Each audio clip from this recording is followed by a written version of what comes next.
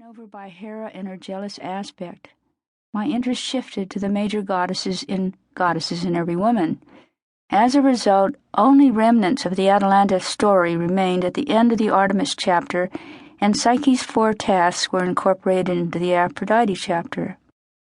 My interest in Atalanta was renewed the summer before I began writing this book, when I taught at the C.G. Jung Institute in Küsnacht, Switzerland for the first time.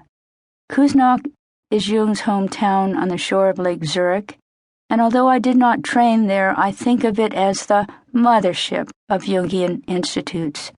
For the first time in over a decade, I told the myth of Atalanta and amplified its meaning to an international student body.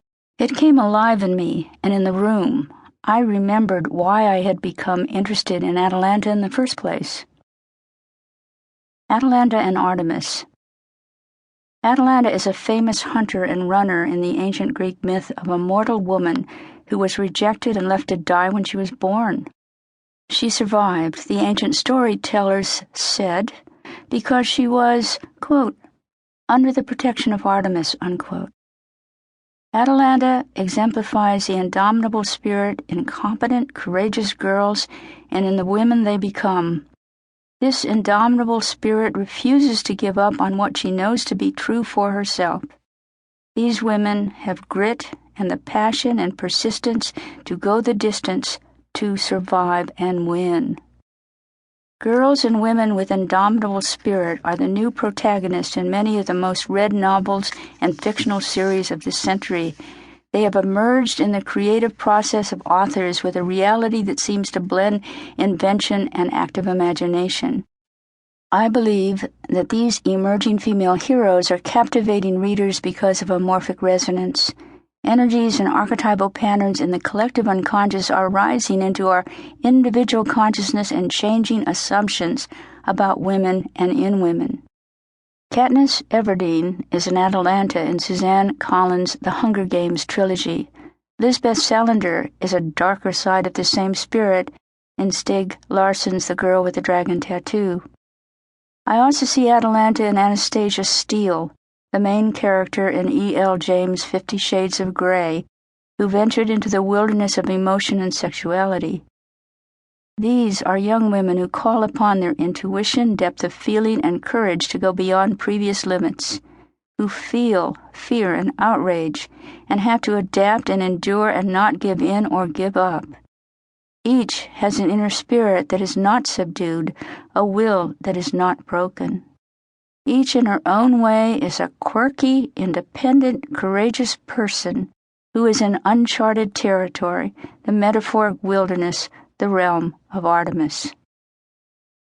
Until the women's movement in the 1960s, the enduring fictional character with Atalanta qualities was independent thinking, hot-tempered tomboy Jo from Louisa May Alcott's Little Women.